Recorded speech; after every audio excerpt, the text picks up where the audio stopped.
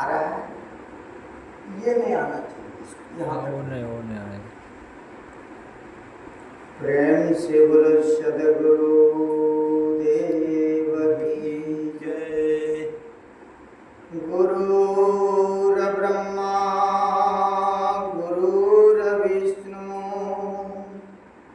गुरुर्देवो महेश्वरा गुरु साक्षात् परब्रह्मा तस्मै श्री गुरुवे नमः। ध्यानमूलं गुरुर्मूर्ते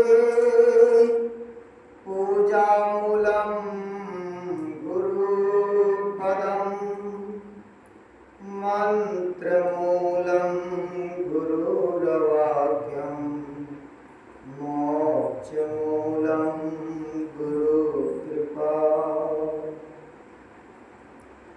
मनोजवं मारुततुल्यवेगं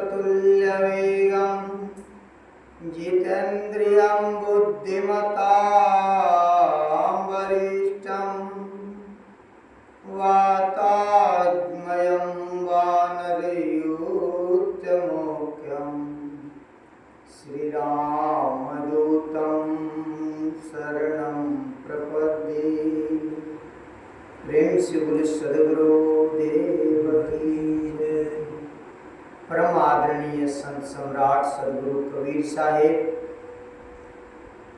आज हम लोग कबीर मठ बलाही के प्रांगण में महंत श्री कमलेश दास जी साहेब के सानिध्य में हरि नाम चर्चा कर रहे हैं। एक साहेब की एक साखी है कि साहेब तेरी साहेबी सब घट रही समाज, जो मेहंदी के पात में लाली रखी न जाए। साहेब क्या कहते हैं कि साहेब तेरी जो साहेबी है सब घट में समाई, सबके हृदय में वास है। कहा कि ज्यों मेहंदी के पात में लाली लखी न जाए। कहा कि जिस प्रकार से मेहंदी के पत्ते में लाली होती है लेकिन दिखाई नहीं देता है, उसी तरह से साहेब की जो साहेबी है सब घट में समाहित है। इसीलिए साहेब ने कहा कि साहेब तेरी साहेबी सब घट रही समाज, जो मेहंदी के पात में लाली लखी न जाए। कहा कि साहेब जिस तरह से मेहंदी के पात में लाली होता है और वो दिखाई नहीं देता है। कहा करत करत अभ्यास ते जड़मति होय सुजान, रसरी आवत जात है सिर पर परत निशान। कहा कि जिस प्रकार से पत्थर पे रस्सी घिसते घिसते आते जाते निशान पड़ जाता है, उसी प्रकार से यदि आप मेहनत करते हैं, पुरुषार्थ करते हैं, प्रभु का नाम भजते हैं, तो आपका भी आत्मा सरल हो जाएगा, सुफल हो जाएगा, आपका भी मन पवित्र हो जाएगा, आपका मन निर्मल हो जाएगा। इसीलिए तो साहिब ने क्या कहा, यह मन तो निर्मल भया जैसे गंगा नीर, पीछे पीछे हरि फिरे कहत कबीर कबीर। कहा जब आपका मन निर्मल हो जाएगा, आपका मन पवित्र हो जाएगा, तो परमात्मा आपके पीछे पीछे घूमेंगे। परमात्मा के पीछे आपको जाने की जरूरी नहीं है।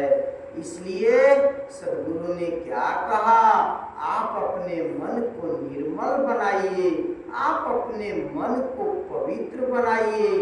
जब आपका मन पवित्र हो जाएगा, आपका मन निर्मल हो जाएगा, परमात्मा आपके पीछे पीछे घूमेंगे। सद्गुरु की एक एक वाणी बड़े ही मार्मिक और सैद्धांतिक है, यह अपने जीवन में उतारने के लिए है।